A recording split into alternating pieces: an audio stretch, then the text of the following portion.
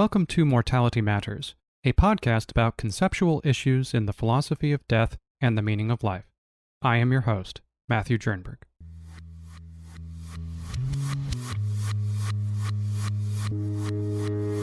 What is death anyway? Is it temporary or permanent? Does death consist in some form of experiential blank? Or when we die, do we transition to some afterlife in which we continue to accrue experiences of some sort or another, though perhaps without the benefit of our flesh? And furthermore, what properly should we contrast death with? So in this episode, I'm going to be covering the first half of Chapter 2 of John Martin Fischer's book, Death, Immortality, and Meaning in Life, in which he focuses, at least in the first half of that chapter, on the meaning of death. Fischer advances the view that death consists in the permanent cessation of life, with a few notable exceptions. However, in this episode, I would like to give you some reasons to prefer what I might describe as a metaphysical conception of death, according to which death consists not in the cessation of life, according to which it would be a biological concept, but rather death consists in the cessation of existence, which, importantly, is not quite the same as life. Although, when we are alive, we exist, the question remains open at the moment whether we exist without being alive, or whether that's even possible. Fischer's project is to try to understand how or why death is normally bad for the one who dies. And to do that, he sets up some preliminary distinctions and clarifications. So, for instance, it shouldn't be altogether puzzling why dying is typically bad for you, because it typically correlates with quite a lot of pain and suffering, and pain and suffering are bad for you, so therefore dying is. So that is not altogether mysterious. No, what Fischer is attempting to vindicate is what he describes as the common sense view, which is a secular one, that death consists in a kind of experiential blank, and nevertheless is still not only bad for you and harmful, it harms you to die, but is sufficient to be afraid of it. There's sufficient reason to fear death and avoid it whenever possible. All things considered, of course, because there are some notable exceptions. So, for instance, if you are at the end stages of your life and you're in terrible, unrelenting pain without reasonable prospect for recovery, then perhaps under those circumstances or similar circumstances, then death might actually be good for you, or at least the lesser evil in comparison to the continuation of this suffering, depending on the severity. With those kinds of caveats kind of just out of the way, then you might ask yourself, well, how is this possible? Well, we'll consider challenges to the possibility of the harm of death in another episode. But there's a prior question here that must be tackled with first, which is just what does it mean to die at all? Furthermore, the goal here, hopefully, should be to try to have a unified account, or at least at some suitable level of generality, some definition of what death consists in, which could be agreed to by both religious and non-religious people who disagree about the particulars, about what the nature of the afterlife is, or particular doctrines. But nevertheless, they still can agree at some level of generality what death is to begin with, or what it means to die. It would be desirable to have an account of this that gives conditions that are individually necessary and jointly sufficient, that describes not just when the conditions are met for humans to die, but for any kind of organism to die. Cats, dogs, amoeba, maybe even bacteria. If bacteria are alive, then presumably they die as well. Furthermore, there's other, perhaps non-biological forms of existence that we should probably examine. So having a general account of death might be too big of a task. So what Fischer does is he focuses predominantly on the human case, because we're humans, right? We have an interest at stake in trying to figure this out. Nevertheless, generality is always desirable, especially when giving an analysis of a concept, like death. So, with that, we come to the first fork in the road, which is to try to decide whether to adopt a secular or religious approach to the nature of the subject, and perhaps the manner in which you would approach the subject might differ depending on which approach you take. Fischer takes a secular approach, where he presumes for the moment that death is an experiential blank, that this is not something anyone indeed does experience, but there's nothing it's like to be dead because there's no such person. The person no longer exists. Right. So we'll adopt that framework along with Fischer for now to see where it leads. And depending on where it leads, we may or may not abandon that framework. For the moment, we can take it on board. However, let's just keep in mind the caveat that it's desirable to have a suitably general view of the matter. So the next fork in the road we come to is whether or not we should consider death to be temporary or permanent. And there are some good reasons to prefer the permanent view, which is what Fischer ultimately agrees with. But before we get into what his reasons are for preferring to think of death as a permanent condition, once it occurs permanently or irreversibly. He regards those as the same. I think we should first introduce another distinction, which is a trifold distinction between the process leading up to death, known as dying, and the condition that someone is in after it occurred, namely being dead. Now, you might argue with the way I phrased that, but the thought is we have corpses, at least in the human case. These corpses used to be people. They are dead. And there's this transition state. There's this moment between life and death. And so if you were to put on a timeline, you have some period of time in which the person is dying. Then you have the moment at which they die. And after that, you have the condition of being dead. Now, I put it in terms of a moment, but I don't think we need to assume that. Although some in the literature think that death must be instantaneous in order to be a transition between life and the condition of being dead at all. I don't see a strong argument for that, especially if you might be skeptical about the existence of instantaneous events. You might think that in order for something to be an event at all, it must take time, must have a duration of some positive sort, and not be infinitesimal in duration. However, what the duration of the event consisting of death itself consists in, or what that duration is not altogether important or relevant to this discussion, because you need not accept that death must be instantaneous in order for there to be a division between the process of dying, the event consisting of death, and then the state of affairs consisting of the person being dead. And that's how I like to describe it, in terms of a process which finalizes into an event of death, after which there is some state of affairs which obtains, in which the person can rightly be described as dead. But I usually put it, that latter part, in terms of a description of what the person is like, only because there's no such person. If it turns out that death, or what I call the metaphysical conception of death, according to which death cessates the existence of the thing in question, because properly speaking, once something has died, it ceases to exist. There is no such thing that you can even refer to. I'll leave it at that. But that itself is a puzzle. How is it possible to refer to things that do not exist, which is a general puzzle in the philosophy of language. So Yorgrau has a whole book on the matter called Death and Non-Existence. Wonderful book that I may record episodes about in another occasion. Okay, so it's important to have this division between dying, death, and being dead in mind, even though however pedantic it can seem, partly because it's quite important to notice the difference. So I think it was Woody Allen who said that he wasn't really afraid of being dead, he was just afraid of dying. Partly because I think he was afraid of pain and suffering. Although perhaps he has some more existential reasons to be afraid of the nothingness of inexistence. Even if you were to take an extreme dose of opioids in your final days and you don't actually end up feeling any pain, you still might have reasons to fear what awaits you. So Fischer notes this distinction, and he does think of death as this kind of transitory event that occurs between the last part of life and the first part of the condition of being dead, that you might call it corpsehood. I think it needs to be a little sharper than that, however. So he characterizes dying as the last part of living, right? And so in order to understand death, or if we're trying to define what death is, where what we first do is try to understand life. Right, is kind of the flip side of the coin. Once we can understand what it means to be alive, then the absence of that is what it is to be dead. Seems like a reasonable approach. However, we need to sharpen up what it is to be dying. Because on the one hand, you might think of the last part of living, but that itself might be a fairly instantaneous process. So the very last part of your life may be just the last few seconds, or the last second even. Clearly, when people are on their deathbed and they're dying in, let's say, a late-stage cancer, untreatable, or perhaps it wasn't responsive to chemotherapy, it's metastasized, it's riddled throughout the body is decaying, the person's lucidity has slipped, and we're in the final stages of hospice care. In those kinds of cases, presumably the person started to die, that's to say they were dying hours, days, weeks even before the eventual death occurs. And then there are other cases. I mean, it's easy to imagine simple cases. The person gets hit by lightning or a bus or something where, in fact, there may be no moment of time prior to the death in which the person was dying, except for perhaps very small amounts. Maybe once the lightning damages the tissues for all of a split second, the person you could say is dying. But it seems the boundary between when the person was dying and when the person dies is so sudden that it may be difficult to distinguish the process from the event of death itself. However, in the terminal cancer case, dying may be a process which could stretch out for months or perhaps even years. It just depends on what one means.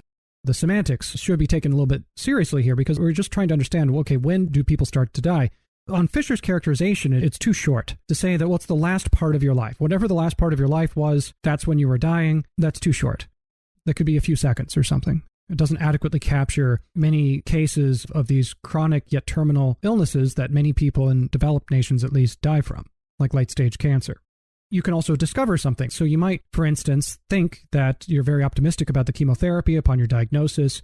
You think that the chemotherapy is going to be successful. It turns out not to be. And as a result of the lack of success, it turns out perhaps you started dying months before you knew it. And it's a discovery it turns out, in fact, that you were dying all along. You just didn't know. Now, I think this can be taken to the extreme a bit too far into the past, right? So some people think, for instance, you start dying as soon as you exist. Like babies, they're dying. Everyone's dying. And I think that's too long. I mean, especially with children who are healthy, have no diseases. Their biology seems to be functioning very well. They maturate, they grow. They have not even peaked in terms of their health. In the early stages of life, when babies are maturing and growing and are healthy, and then they continue to grow and they peak, presumably sometime in their 20s, they're no longer babies, but once they're adults. Before you physically peak in terms of your health, I think it's just inappropriate to say, it's inapplicable to say that, these children are dying, even though they're growing and are healthy and have no diseases, yet they're still dying for these metaphysical reasons or existential reasons. Well, I'm not sure there's any good reason to believe that. Just as Fischer here holds that dying consists in something that's too short, I think Sylvia Plath or whomever should be a little bit shorter. I mean, their conception of when it is that you start dying is way too young and seems to not respect the phenomenon of health and maturation and growth, which occurs in all children. And I think that's a better way, a more moderate way of thinking about what dying is, as distinct from what death is. That dying is a process, if otherwise uninterrupted, results in death. This is what you might call like a causal view of dying, where someone begins to die when the causal process terminates in their death. Now, that definition is also not really sharp enough because you might also argue, yes, but if it turns out that causation is transitive and that any event in your life is partly what causes any future event of your life, then your birth is an event that happens to you, which eventually results in your death. So therefore, Sylvia Plath is right. You do start to die as soon as you exist or as soon as you are born. So I think some further sharpening has to be made because I think we can individuate different causal processes. Yes, if you trace the sequence of causes back far enough, any event that happens in your life is a part of the chain which eventuates in any further event in your life. It's not altogether what we might properly describe as the cause. And certainly if somebody had died from the terminal cancer at the age of 80 or something, the mortician would not write on the death certificate that the person's cause of death was being born in 1950 or whatever. When it comes to how we distinguish one cause from another, or one sequence of causes from a different sequence, we have some contextual matters which determine what it is that we're talking about. But what I have in mind is something like, once the cancer metastasized to a certain point, at which point it became lethal, okay, that was the relevant causal process that began with that metastasis, or something like that. And that was the relevant chain from the sequence. So now, of course, I don't have a general formula to determine and individuate one sequence of causes from another in any given context. It may even be somewhat indeterminate as to what sequence of causes we might be referring to. But I think that's the better way of thinking about it, even though it's a bit rough and it's a bit vague. I think it gets that sweet spot right in the middle right. We're thinking about what actually caused the person's death in the actual sequence of events, and we can just trace it back, and we might only be able to discover this in hindsight, but still there's some fact of the matter. Even if it's only discoverable in hindsight, it may have been true all along, at which point the person did begin to die, say at 77, and then died eventually from cancer at 80. Now, if it turned out there was some medical intervention which saved the person's life, then I think it's reasonable to say that, well, the person wasn't dying all along in hindsight. However, absent the medical intervention, they were dying all along. I think it's perfectly fine having causal sequences of dying as a process which is contingent upon certain interventions, such that if the intervention didn't occur or doesn't occur, then the person is dying all along, but set upon intervention, the person is no longer dying. Or another way of putting it is they were dying, but then when the intervention, let's say chemotherapy, sent the cancer into remission, it stopped the process of them dying. So what made it a dying process instead of some other horrible disease was that it was fatal, and it would have been fatal had the intervention not occurred. All right, so now that we have hopefully a better understanding, if I didn't muddy the waters too much, about the nature of dying as distinct from death, I think we need to think about, okay, so we're not talking about the process that leads to death or eventuates in death or causes death. Instead, we're thinking about death itself, which does not overlap in time with dying. Now, while you are dying, you're alive. And it seems right to say that what was never alive cannot die. In order to die, at least at some point in time, you have to be alive. But I think Fischer is right when he says that death does not include any part of life. That is to say, in some sense, it's the liminal point of life. It's not like going to a ball game where there's an event that occurs during your life that overlaps with you being alive. That death and life are mutually exclusive. Nothing is both dead and alive. Of course, we're putting zombies and undead creatures aside for the moment. I think in some ways, the so-called undead of fiction, whether that's movies or Dungeons and Dragons or fantasy literature, those creatures seem alive. They just used to be dead. There's some other creature there now. So the next fork in the road to ask yourself is whether death is a biological concept or whether it's what I would describe as a metaphysical concept. And I earlier made this distinction between thinking of death as the cessation of life, which is what I would describe as a biological concept, as opposed to thinking of it as the cessation of existence. Why does this matter? Well, you think it might matter because of the possibility of artificial life or artificial intelligence. So if sometime in the future we manage to create a robot with general artificial intelligence, which is perhaps even smarter than human beings, or at least seems to exhibit from the outside a sense of phenomenology, a kind of conscious experience of what it's like to be something, and further to seem to exhibit choices that it can make freely and have other markers of things that we tend to think are in the domain of agency or for human beings. But these robots can do all of those things and perhaps more. So can they die? Well, if death is a biological concept and these are not biological beings in some sense, then no. Now, you might think that these beings are alive, but they're silicon-based beings. They're just not carbon-based life forms the way that we are. So I do think it's important to keep in mind other kinds of organisms, not just humans or even cats and dogs, but also things that aren't even real yet, things that perhaps could be real in the future, because if we're trying to give a general analysis or a general definition of death, we have to consider not just the things that actually exist. We also have to consider hypotheticals. Maybe fantasy and fiction or things that may be fiction today but may not be fiction in the far future.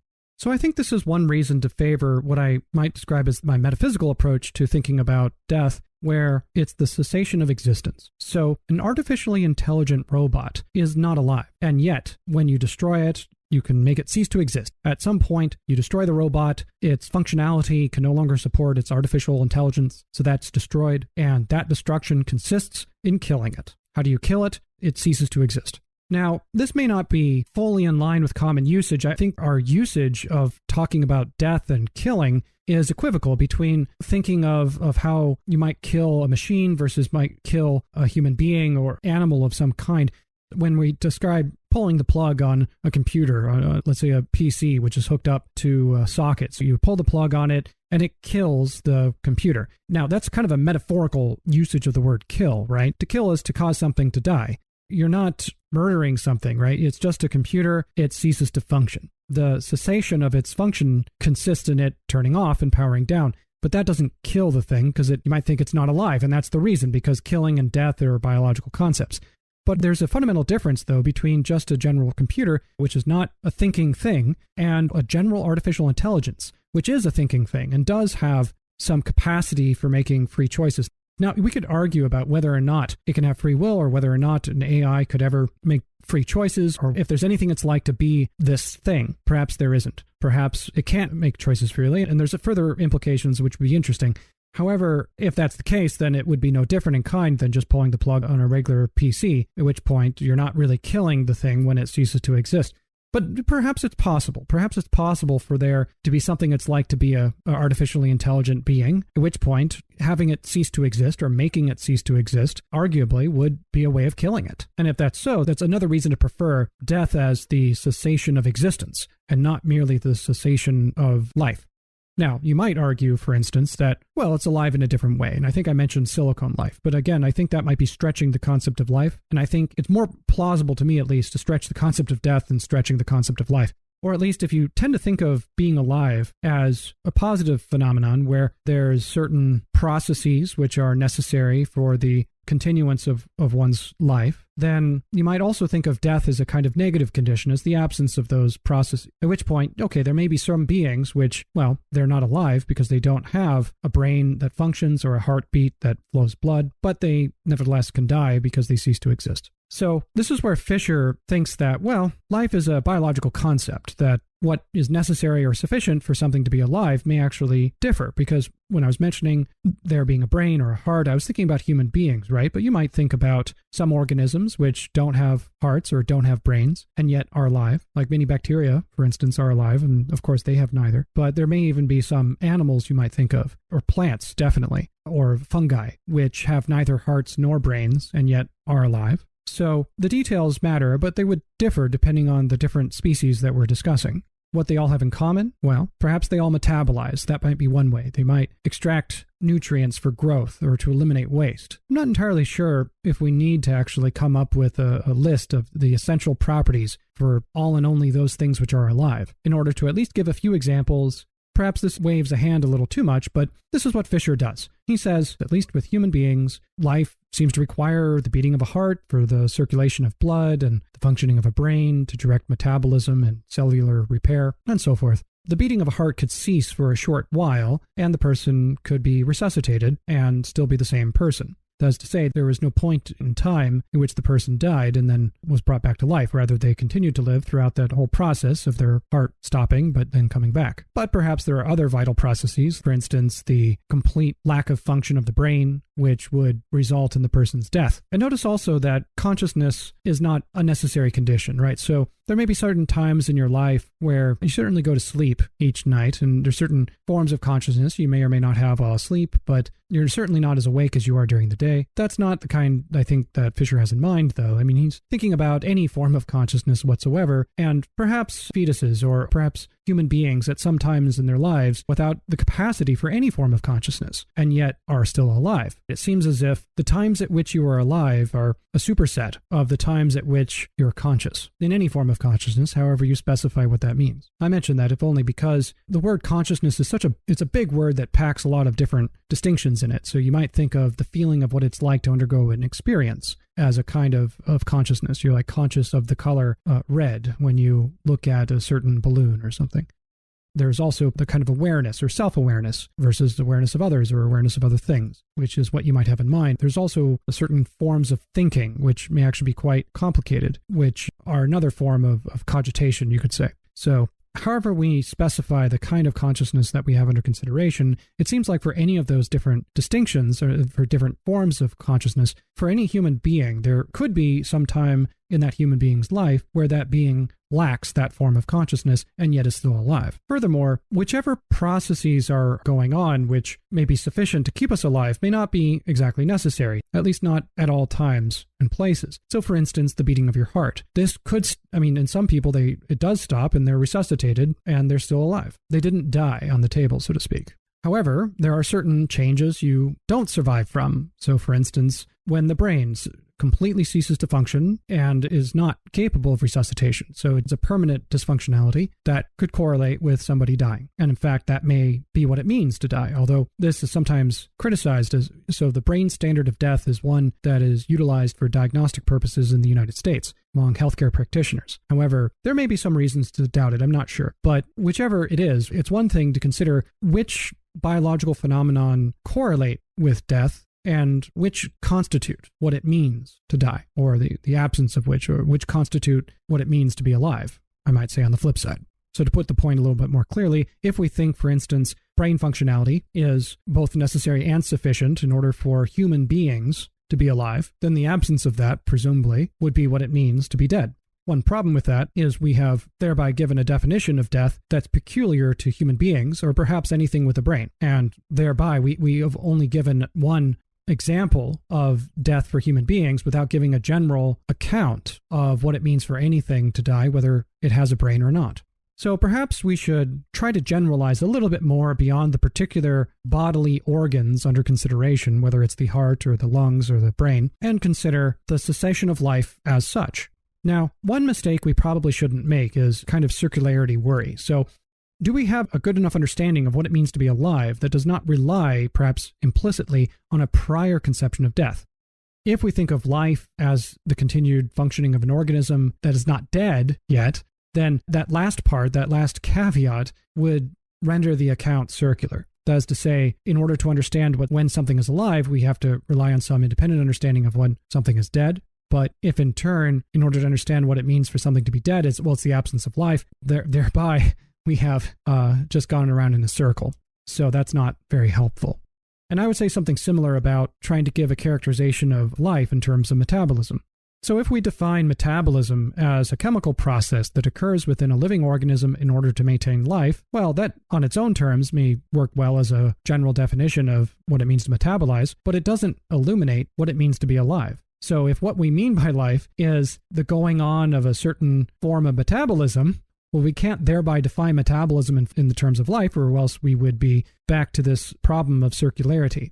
We must have some prior independent understanding of what it means to be alive other than metabolism in order to define metabolism in terms of that. Or alternatively, we need a new or better definition of metabolism that does not rely on an understanding of what life is.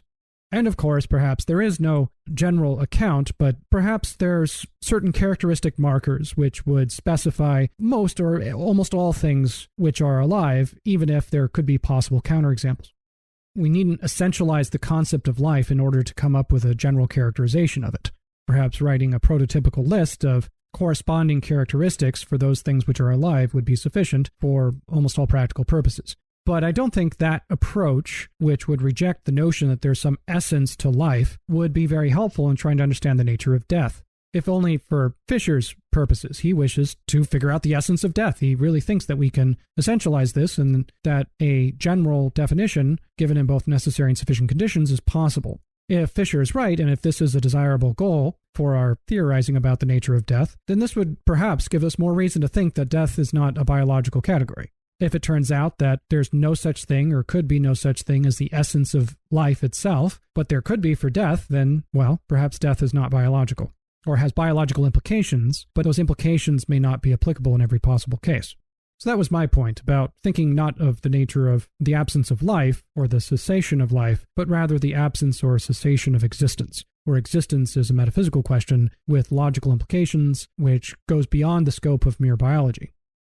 So far, we've been thinking of death as the cessation of life, but we haven't yet explored why we should think of it as the permanent cessation of life and not just a temporary one.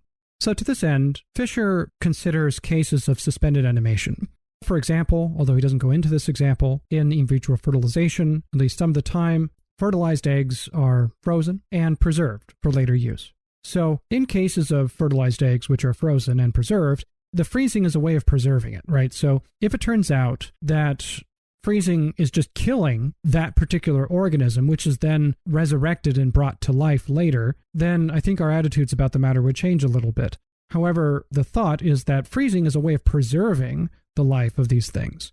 Now, if that's true, then you might actually think there's three possible states any biological organism could be in. The freezing presumably doesn't kill the fertilized egg, and yet the fertilized egg is not alive. If it were alive, it would grow, if in a suitable environment, like implanted in uteral lining. And yet the whole point of freezing the fertilized egg for IVF is to prevent it from growing.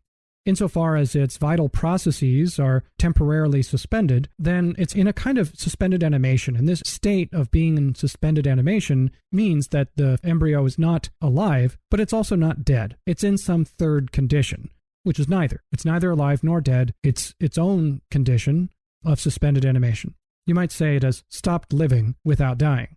And perhaps in the future, it may be possible to cryogenically freeze full-grown adults. Who knows? Maybe, maybe not. I don't know. But if we can think about the conditions in which microorganisms die or the conditions in which a fertilized embryo dies, then that would help us try to figure out the general nature of death, not just for adult humans, but for all forms of life, or even non-life, like AI, as I mentioned earlier.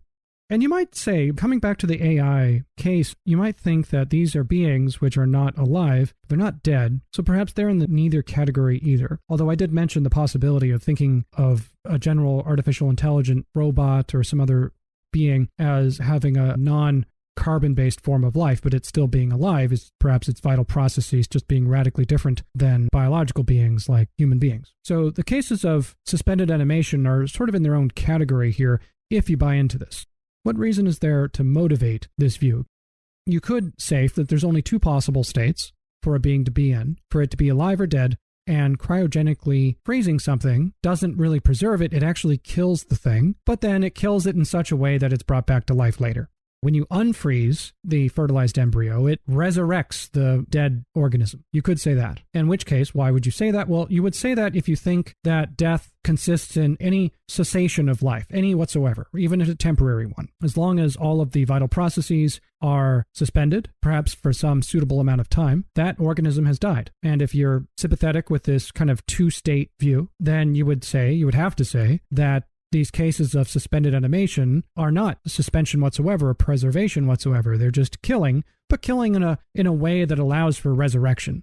And perhaps if you believe that, well, resurrection is possible in other kinds of cases, then you might be sympathetic with this two-state view instead of a three-state view. If you're not, if you think that resurrection is impossible, then you might think that, well, a three-state view would be a better way of describing what's going on in IVF or any case of suspended animation for that matter, which is what partly motivates Fischer's view. As we come to Fischer's view here, he thinks that death consists in the permanent cessation of life, which by permanent he means irreversible. That is to say, it's not merely that the organism that has its life suspended just so happens to never be resurrected into the indefinite future, but rather that it cannot be resurrected. That is, it cannot be brought back to have its vital processes resume.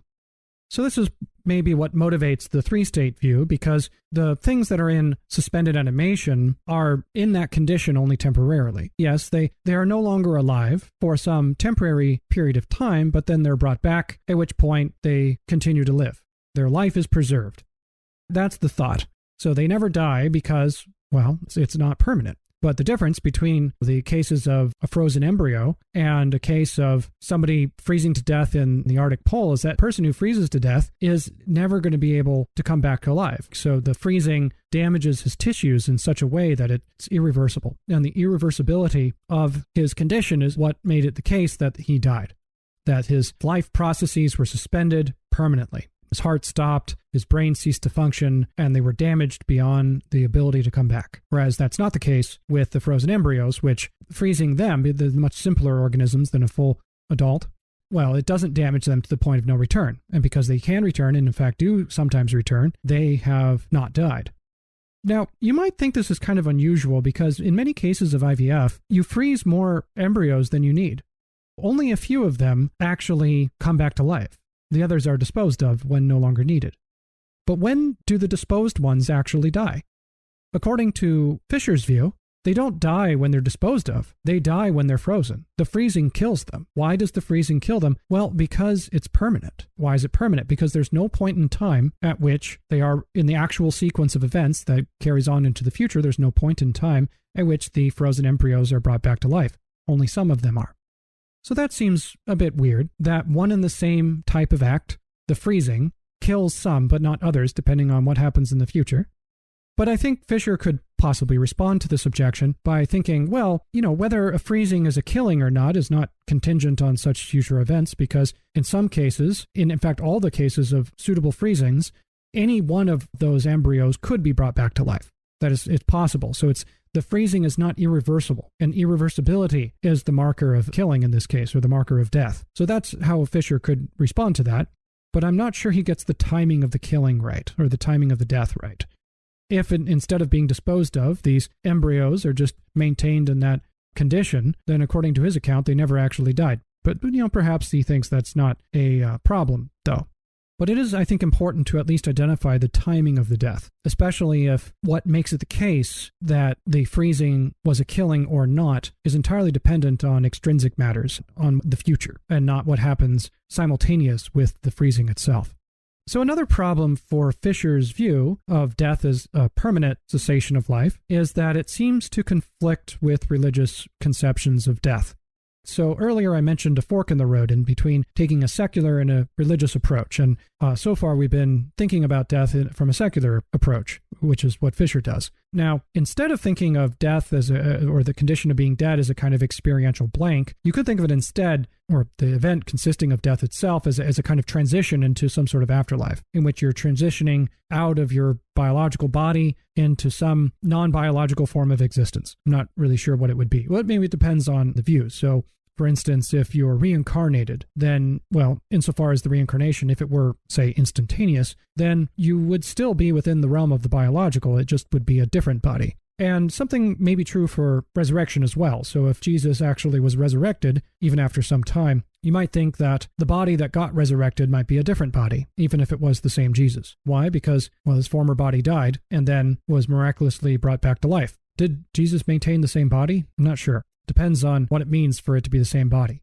All right. Fischer regards himself, he wants to find a common definition of death that can be shared between both religious and secular people at some suitable level of generality. Even if they disagree about the details for what happens to you after you die, they should at least agree about what it means to die. And if instead a religious person were to think that, no, of course, when you die, you continue to live, perhaps in heaven or hell, even though your heart stopped beating and even though your brain stopped functioning, you're still somehow alive. Now, I think this is kind of a straw man, or it's not exactly the right way to characterize religious views of death, if only because, according to Fischer, religious folks, at least of a certain sort, who believe that when we die, we continue to live. I don't think this is the right way of characterizing it. You live in a third realm or in heaven or in hell or some other place other than Earth. Now, I don't think that's the right way to characterize it. I think it's better to characterize, instead of being alive, characterize it as existence, as a form of existence, whether biological or not. So the thought is, if death is a transition, not from being a living Homo sapien to being a corpse, but instead it's a transition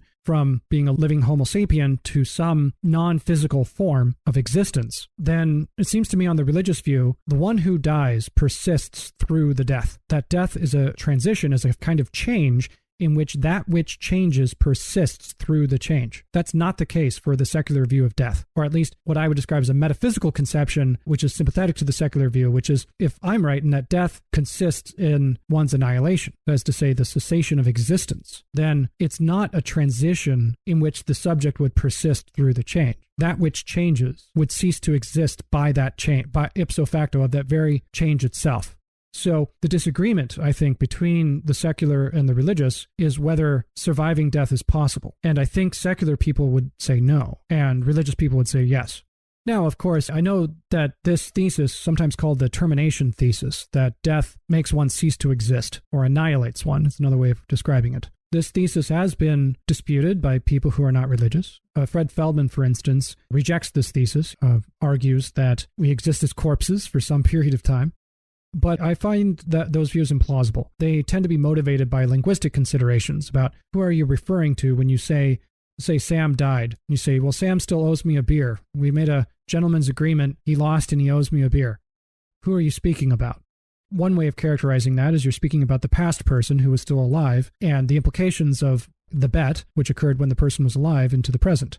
Another way of thinking about it is to think about Sam in the present as the corpse. The corpse owes you a beer, which it may have the virtue of grounding what it is that you're referring to as a present person. You're certainly speaking in the present tense, after all. You're not using the past tense. So in that sense, Feldman, or those who reject the termination thesis, seem to do justice to the tense in which we speak, or how we speak about the dead, but we shouldn't put too much weight on our modes of speech when it comes to metaphysical questions sometimes if they yield these, what I regard as wildly unintuitive results. Human beings have a tendency to anthropomorphize things. We get angry at our computers when they cease to function well, as if they're somehow responsible for their mistakes, as if they made mistakes at all when they're just not functioning. So I think something similar is going on with thinking of corpses as still owing favors or owing debts that need to be paid. In some ways, there's a kind of deprecated way of speaking about it. We haven't come to grips with the fact that the person doesn't exist anymore. And we have these remnants of positive affection or resentment or even any kind of attitude we have, treating the person as if they were still alive when they in fact are not. And I see that as a form of anthropomorphization. We simply haven't come to grips with the person's death yet. And to put too much weight on that, theoretically, I think would be a mistake. So Fischer kind of mischaracterizes the religious view. I think it's better to think of, and I'm not sure this captures all religious views or every theistic way of thinking about death, but if you think that death is a transition to some form of afterlife, whatever that afterlife might be, that you persist through the death, or at least some people survive death, then I think the better way of thinking about that is not that you continue to be alive, biologically speaking, but rather you continue to exist. And I would distinguish life from existence in this case, and that would be an example where those two would come apart, that you are alive temporarily. So the analogy here for a religious person would be thinking of life like childhood. It's a phase you eventually grow out of. It doesn't encompass the entirety of your existence. At some points in time you are alive and at others you are not. And so a religious person could say, well, of course, I can agree with the secular person that death is a cessation of one's vital processes, but you don't continue to live into the afterlife. Well, that's what makes it the afterlife, right? It's afterlife. It's not just more life. So I think that would be a less conceptually confused way of going. I think that would be a better way of characterizing this religious view that Fischer seems to have in mind. And I think that would help clarify some confusion. So Fischer introduces this distinction between bodily death and real death or some other form of death. He thinks this distinction would be applicable for the religious folks who think that death is a transition to an afterlife. And it would be helpful insofar as you say, well, the religious folks could agree with Fischer that the permanent cessation of life, that is to say of the relevant biological functions, like the beating of the heart or the functioning of the brain, okay, that usefully characterizes what it means to die bodily, to have a bodily death. And when does your body die? It dies when the relevant biological functions cease permanently, right? So they could agree with Fischer on that, but then disagree with him about when you really die, if ever. I think that's not that useful of a distinction, because if you think about death as annihilation, then the religious folks may think, well, no one really dies because the soul is immortal. I mean, that's the whole point. It's partly what motivates the positing of a soul to begin with. Furthermore, there may be some religious people who think that while some may be saved, that is to say, there may be some people, perhaps in virtue of their good works on earth, never die, that is to say, there is no point in time at which they cease to exist, that this courtesy is not extended to all beings. The thought would be some beings, perhaps wicked people, do cease to exist upon the death of their bodies. How? Because they themselves cease to exist, because they're not saved. Right, so that would be another possible view. And I think one virtue of characterizing or having a metaphysical conception of death as the cessation of existence is that it does unify the religious with the secular conceptions of what death is. That is to say, I think both religious folks and non-religious folks can agree that death consists in the cessation of existence. And then they disagree about what the relationship is between being alive and existing. So the secular will say that if one exists, one is either alive or perhaps in a state of suspended animation, while the religious folks may say that one can exist without being alive, or even after one dies. Now, the religious could say that there's three possible conditions, but I don't see the need to say that. If you are religious, then chances are you probably already believe in the possibility of resurrection. So I don't see why you couldn't also say that beings in a state of suspended animation are resurrected upon being brought back to life. There seems to be at least no inconsistency in that view. Now, perhaps, depending on the particulars of your view, you might think resurrection requires a miracle that doesn't occur in vitro fertilization. So perhaps you would still abide by a three-state view that any biological being could be either alive, dead, or in a third state, which is neither. Let's go back to the secular view. So if you think that death is an experiential blank and that there's no afterlife, and there's three possible conditions for anything to be in, life, death, and neither, but death itself consists in the permanent cessation of life, well, then you're on board with Fischer. But there are still some potential objections to this view. Consider an amoeba. Let's give him a name, Alvin. Alvin was a fat and healthy amoeba, and he was so fat and healthy that, well, he underwent fission and became two amoebas, which we give them names as well, Amos and Ambrose. So at first there's Alvin, he splits into two wholly distinct amoebas, Amos and Ambrose. So what happened? So you might think this is a case where Alvin ceases to exist permanently because he becomes two distinct things, which are not the same organism as Alvin. They're different organisms, Amos and Ambrose. That Alvin was replaced by two descendants of his. This is what Derek Parfit calls a branch line case, where you have a case of what appears to be a single organism that splits into two.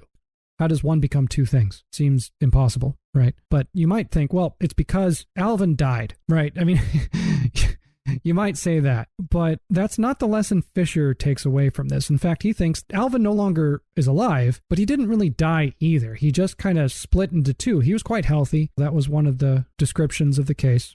He just split into two beings. He reproduced, you might call it that. And there's Amos and Ambrose now. So that form of reproduction doesn't kill Alvin, you might think, but it also, he's no longer alive. If that's true, well, then this would be a counterexample to Fischer's general view that death consists in the permanent cessation of life. Because Alvin, when he splits, he's no longer alive as Alvin.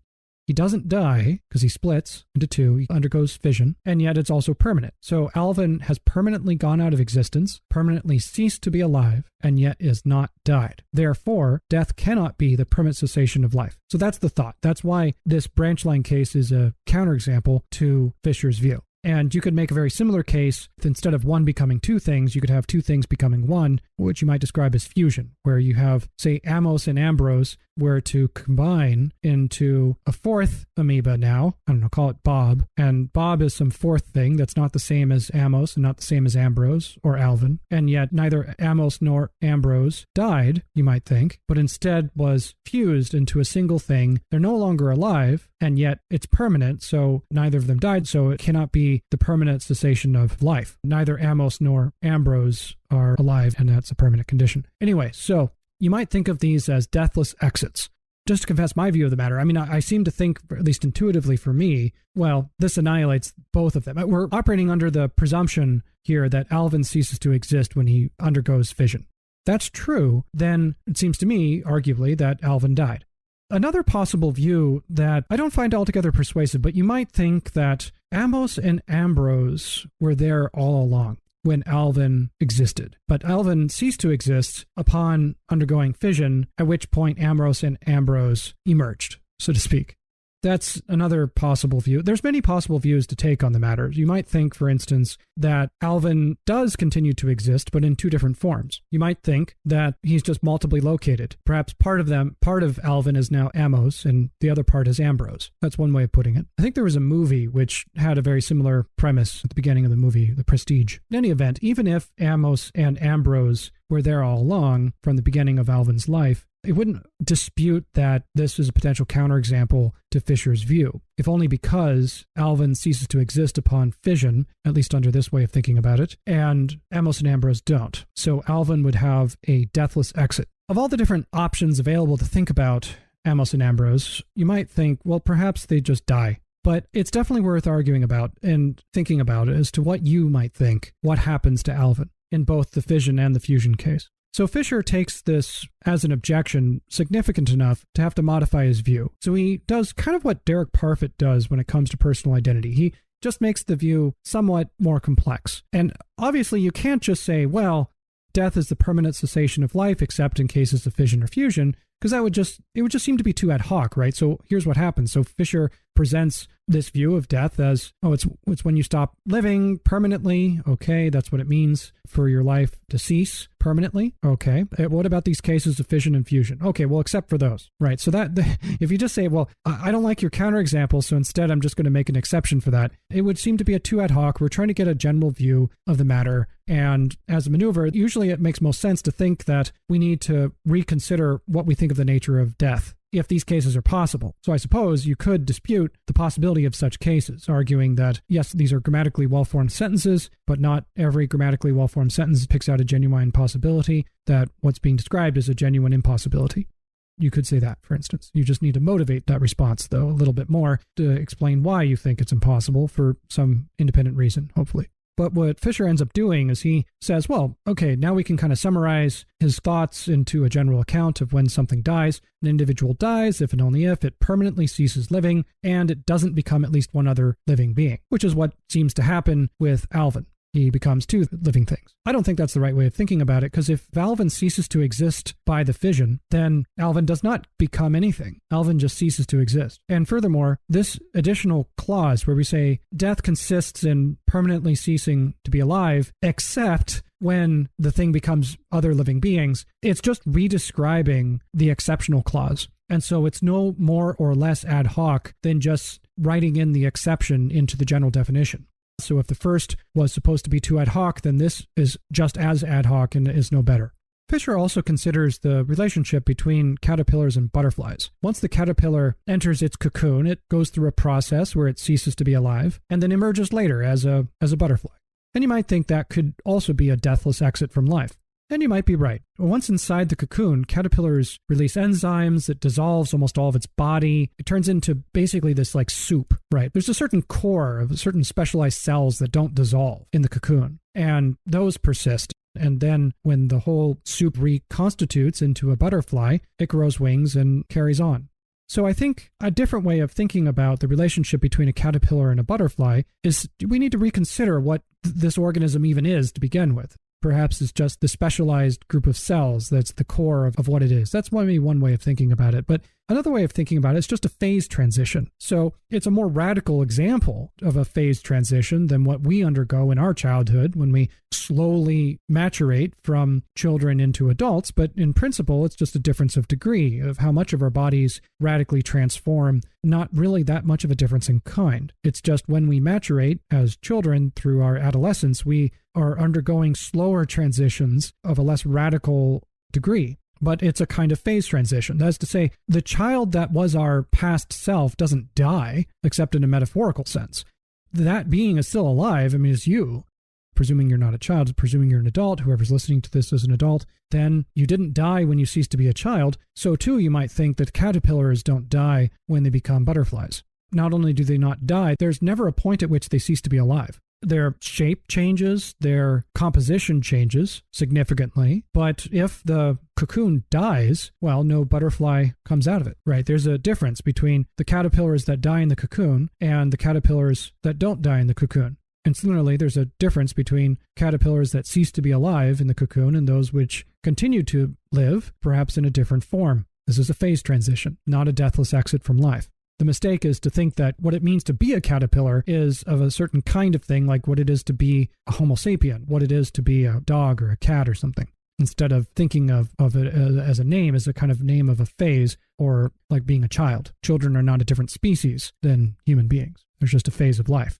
However, that particular example of butterflies and caterpillars is just one example. The defender of thinking of death as the cessation of life, whether a permanent or temporary cessation, still has to grapple with these hard cases of fission and fusion from Derek Parfit.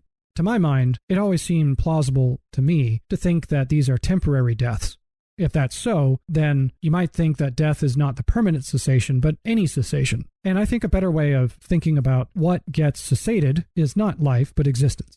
And that's how you can make sense, for instance, of suspended animation cases, where the fertilized embryo that's cryogenically preserved, well, the reason it's preserved is because it continues to exist, even though it is no longer living. Right? So the reason the frozen embryo does not die is because there's no point in time at which it ceases to exist. However, unlike the frozen embryo, with the branch line cases, Alvin does cease to exist when he undergoes fission, and hence fission kills Alvin, and fusion kills Amos and Ambrose, because they cease to exist. And there you have it. There are some pretty good reasons to believe that death consists in the cessation of existence, and subsequently, death is a metaphysical concept, not a biological concept, at least not exclusively a biological concept. Although, for all practical purposes in ordinary life, it corresponds with the biological conception of death as the cessation of life, at least from a secular point of view. However, in some far-out cases of mere possibilities, such as in Parfit's fission and fusion case, these cases illustrate why death is not a biological concept. So for the annihilationist about death, I think it makes most sense to adopt a kind of two-state view, where either you exist or you don't. If you do exist, you may be alive or not alive, like in a state of suspended animation. Now, Fischer could object that any kind of two-state view is going to have problems explaining why a near-death experience was actually a near-death experience instead of an actual death experience. So in the last section I'm going to be focusing on from the first half of Chapter 2, Fischer focuses on Sam Parnia's account, where he says, well, he thinks that an individual dies if and only if he ceases living, and instead focuses on resuscitation science, where medical doctors nowadays are able to resuscitate people whose hearts and brains have stopped functioning for hours. So Parnia contends that in these kinds of cases, people have literally died and come back to life. Fischer, of course, denies this because it was temporary, right? So in order for those people to have died, according to Fischer, well, it had to be permanent. And since it was only temporary, they didn't die to begin with. The debate between Parnia and Fischer might be mere semantics, but it's not mere semantics if something more hangs on it. And I think Fischer contends that his way of thinking about death as permanent cessation of life makes most sense of why a near-death experience is actually near death, where people come close to dying, but don't actually die because it wasn't permanent. So on Parnia's view, it would be a misnomer to describe them like this. It would be to say when people come close to death by having a near-death experience in which their heart stops beating and perhaps their brain even stops functioning, and yet are still somehow resuscitated hours later sometimes, that these people didn't come close to death, they just died. It would do violence to our way of describing the case, at the very least, a certain way of thinking about it. Perhaps that's the right way of thinking about it, however, or perhaps Parnia is simply being sloppy about his definitions. Alternatively, you might wonder, why not hold that those who were resuscitated were simply neither alive nor dead, that they were in some kind of condition of suspended animation, much like the frozen embryo cases? If so, then you might be partial to Fischer's view. But to my mind, such people continue to exist, even if it was in a suspended state. Or if they did not continue to exist, if they ceased to exist, then they thereby would die, and the resuscitation wouldn't bring them back to life. It would, in fact, bring some new being into existence, much like how Alvin ceased to exist and Amos and Ambrose took his place. Except in this kind of case of resuscitation, it wouldn't be two beings that replaced the former being, it would simply be one being. For simple cases of resuscitation, even at the forefront of medical technology, I think it's safe to say that the people persisted through the change, from losing their heartbeat and losing certain functionality of parts of their brain, if not the whole of their brain. I'm not sure about the details of the case. I think it makes most sense to say of those cases that the people continued to exist, perhaps, as vegetables or something, but not as people perhaps, but they were brought back into a kind of vitality. They were resuscitated. They managed to have a gap in their lives, but not a gap in their existence. Now, if we change the case a little bit, if perhaps we had super duper technology of the far future such that we could cut these people up into 1,000 little parts, scatter them all about, and put them back together again after many years. This kind of scattering of the parts of things, at some point, it seems no matter how miraculous the technology, the person doesn't survive this scattering, that they cease to exist, and when reassembled, some new being comes into existence. And I think part of what's driving our judgment there is this notion of not wanting to have gaps in your existence. If there are gaps in your existence and those gaps are, say, too big or something, then this is an intuition which generates in us this judgment that, well, the thing ceased to exist. At least when it comes to biological beings as complex as persons. So what's going on in these resuscitation cases is the body maintains enough cohesion that it's one and the same person who is resuscitated, that their life is preserved, their existence is preserved when they come back to life, so to speak, when resuscitated. But not all such changes would preserve the person's life, let alone even their existence. And so some scatterings of the parts of people would kill them.